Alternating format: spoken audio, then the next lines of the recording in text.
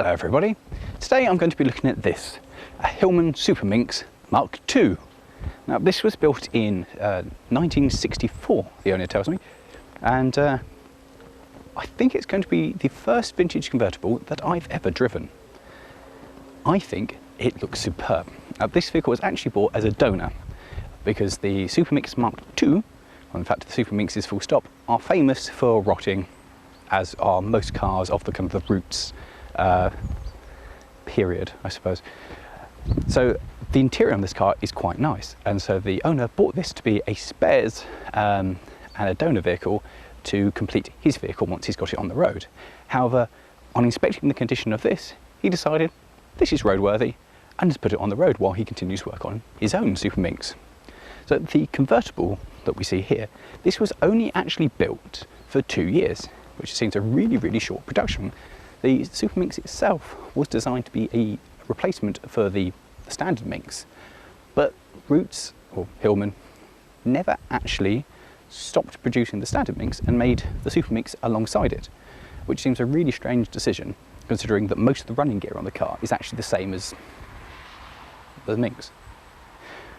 So this was a more expensive, slightly bigger, but not really that different to the standard Minx. So it's actually quite interesting that as many of these have survived as long as they have, because who would buy it? So what beating heart powers this machine? Well, Roots had their own unit, which was a 1300 4-pot overhead valve, and that's the predecessor to what we've got in this now. That engine evolved into a 1600, which should have been fitted to this, and then to this, which is a 1725. But obviously it's a bit more of a powerful engine, so at some point during this car's checkered past, somebody went, let's put the bigger engine into it. It's tiny, especially compared to modern standards. The engine bay here, I can get my hand into almost everywhere around it, and it looks like you can actually work on it yourself. It's everything you can see where it goes, and everything you can get a hand onto, which is a totally different world to the cars that we're used to today, where most of it you can only get off by feeling around. The other notable change in here is the addition of a K&N air filter, which is the obvious upgrade for any vintage vehicle. The owner has spoken about this in keeping the 1725 unit in here and putting it into his own restoration project. And now he's got the to try and balance out whether he wants to keep it original or the more power by the bigger engine. Transmission on this comes in the way of a 4-speed manual gearbox. There was also an automatic version that was available with Smith's Easy Drive system, which I don't understand. And there was also the addition for the manual gearbox to have overdrive. And this is apparently now a very sought over option because it made the top speed a lot more pleasurable to drive at rather than, well, this one, which apparently isn't so good. Now, this car was bought for the upholstery, and it has been reupholstered. It's in a very tasteful maroon like the strip here, and it works very well with the white. It looks superb. It really captures the feeling of the period that the car was built. I love the dash. It's very simple. There's very few dials or controls or anything, but there's enough. It tells you what you're doing, and I adore the steering wheel. It's really simple, but it's kind of that Art Deco-ish style, and I think that is really cool. There's actually a fair amount of space in here as well. There's enough room for someone of my size to actually get in the back and sit comfortably. And the front, well, that's very spacious and quite comfortable as well. The seats are like old cars, they are a bit smaller, and there's no back and neck support, but we'll live without that. Practicality-wise, there is actually space in the boot as well. There's about as much space as my 106, which for a car of this size isn't much, but there's enough that you could actually use it. You could go away in it, you can put suitcases in it. And thinking of the boot, the boot handle, I suppose, here, is one of the only real differences between the Mark I and the Mark II. The Mark II having this version, obviously. And the only other real difference was the Mark II has got discs on the front brakes rather than drums all round. Now, this car is all very pretty, isn't it? It's nice to look at, but I suppose the real thing I want to know is, well, what's it like to drive? Particularly, I want to know that because, as I said, I've never driven one of these, so let's go.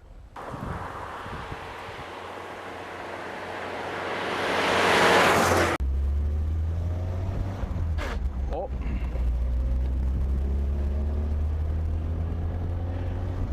This is superb. I like this a lot. This is what motoring should be. The steering is, well, it's there. It's not very precise. I think most people refer to this as driving a bus. Having never driven a bus, I can't tell you, but it's similar to a lorry. It's big steering wheel, and a lot of movement goes on before we actually go anywhere. But I'll live with that, that's fine. This is great. This I could get used to. I want one of these. As you guys have probably guessed by now, I like old cars, and this is superb. This is what motoring should be. This is a proper cruising machine. It's really comfortable in here. Really, really comfortable. It's a bit bright, but you know, due to popular demand, no hats, which hairs everywhere, and no sunglasses. But I could go a lot of places in this car. On these back roads around Norfolk, the ride's actually really quite nice. I've driven a lot worse, but of course it's a much more soft, wallowy kind of sensation going on here. But this is great. I wonder if I can put the window up. Oh yeah, look at that. Oh, that just rattles. Oh no, this is superb. Slow, way right down. Wing mirrors and rear visibility, well, they're useless. I can see myself very well in the rear view mirror, and everything else is a very, very long way away. The wing mirrors are tiny, basically they're compact, you know, ladies' purse mirrors. That's basically what's stacked on the side of this. And they give me some idea if I peer what's behind me, but there's not an awful lot. This is great. The other notable thing on this car is the speedo is way over. I've got my phone running just over there, and well, that's telling me I'm doing 30, and on the speedo I'm doing 50. And this is clearly not 50 miles an hour. Oh, this is lovely. I could go a lot of places in this car. I could really go a lot of places in this car. I love this. This is fantastic. Now, as you guys are aware, I like old cars, and this to me is everything that an old car, in fact this is everything that a car should be. It's put a massive grin on my face. I'm really enjoying it. It's very comfortable. I wish there was some kind of neck support. I guess I've got used to that from modern cars, but whoops.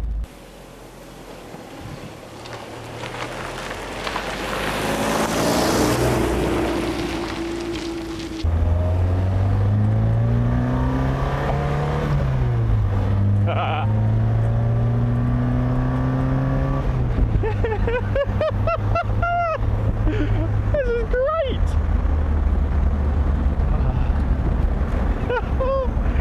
Oh, this is fantastic.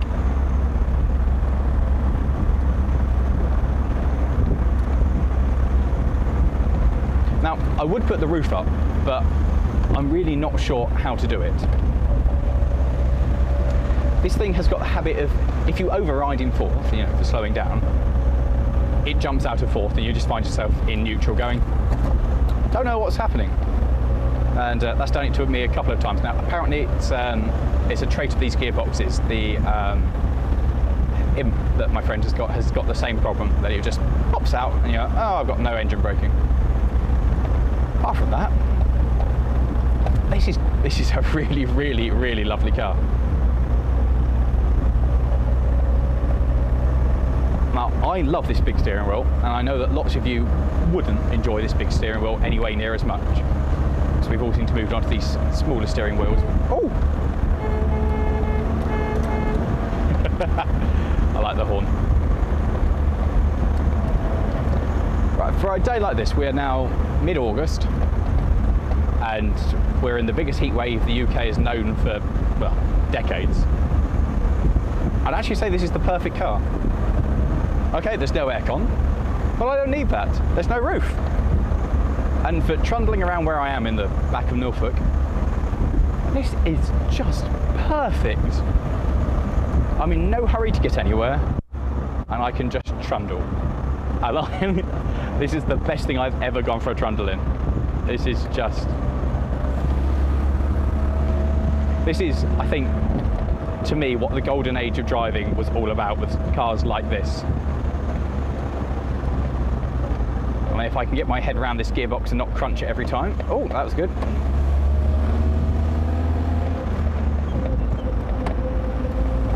Now, I'm not saying this car is fast, because it isn't. But if we shift down and put our foots down, it moves in a kind of pleasant way. It's a bit more nippy than I was expecting. I was expecting something very slow. But it's nippy enough to, you know, safely merge and safely drive in modern day traffic. The brakes, well, apparently there used to be a servo in this, and that was taken out because that's gone into my friend's Tiger.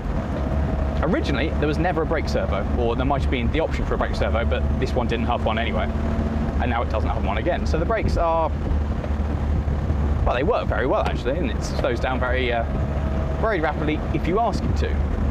The only downside of this is that you do have to push rather hard to get any stoppage.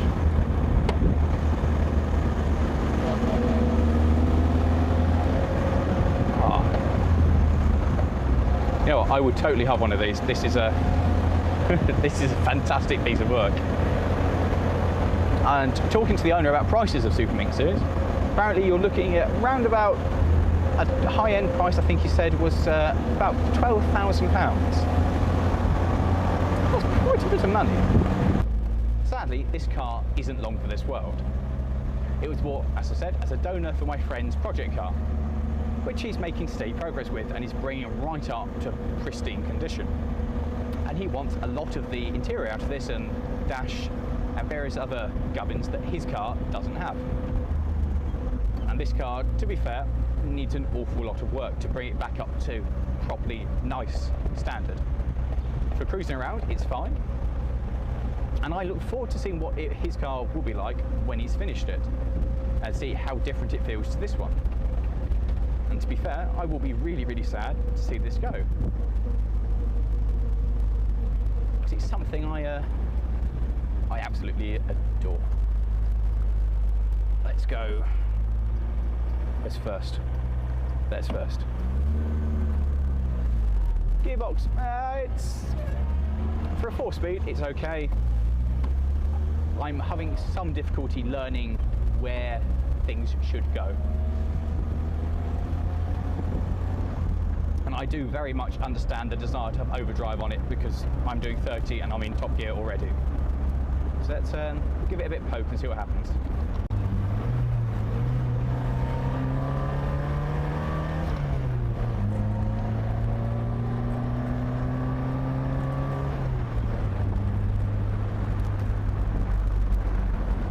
Your brakes. Well, they make some noise. I like the noise.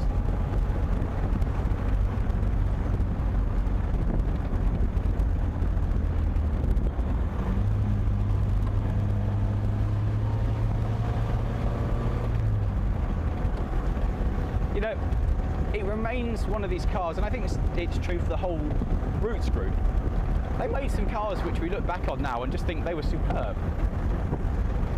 I mean, a lot of people will surely disagree with me and think, no, Roots cars were rubbish. And to be fair, the story of how much work that this would need and how much work my friends put into his other Superminx, I can kind of understand why they're not the most popular vehicle. Because the build quality and longevity, well, there isn't any.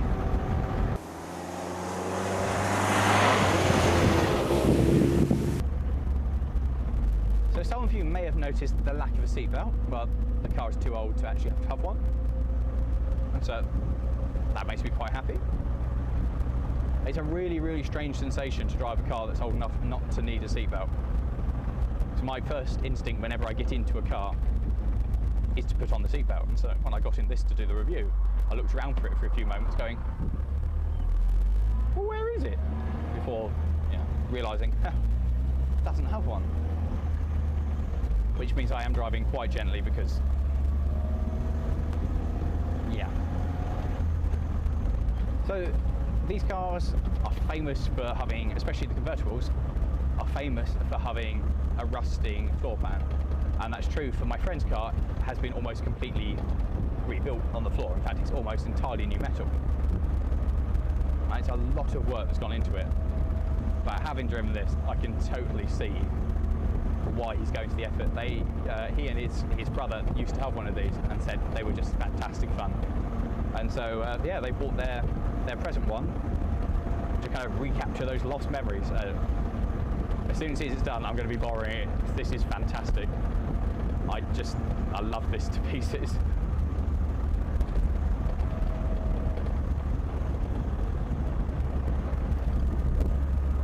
This is great.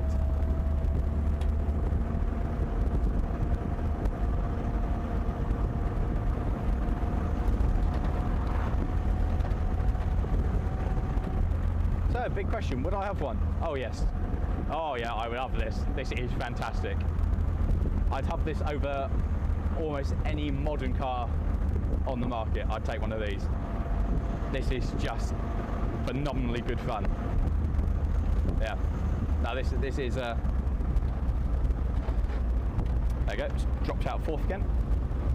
This is my kind of car. This really is my kind of car. I love this. I love the way it feels. I love the way it drives. I love that kind of lack of precision that it gives. This, if you want a precision drive, this is not a car that you should look at having. But if you want just to wallow through some country lanes on a nice day, enjoying the nice weather, this is perfect. Ooh, old tractor. There's a beautiful old Ford there. I think I could do this all day. I could just trundle around these country lanes, just enjoying it. I really do think I could. This is what driving is meant to be about for me. It's just trundling around enjoying it. I'm getting quite lost because I have absolutely no idea where I am now. Absolutely no idea where I've come out as well. Oh well, I'm sure we'll eventually work out where I am. We'll go this way.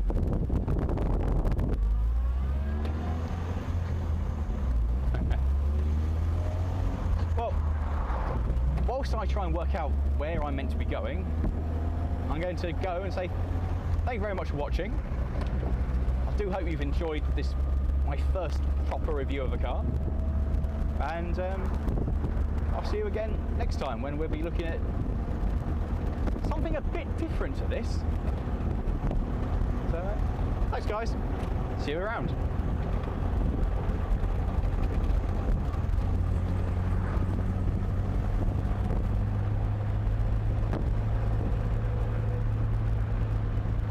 Where am I?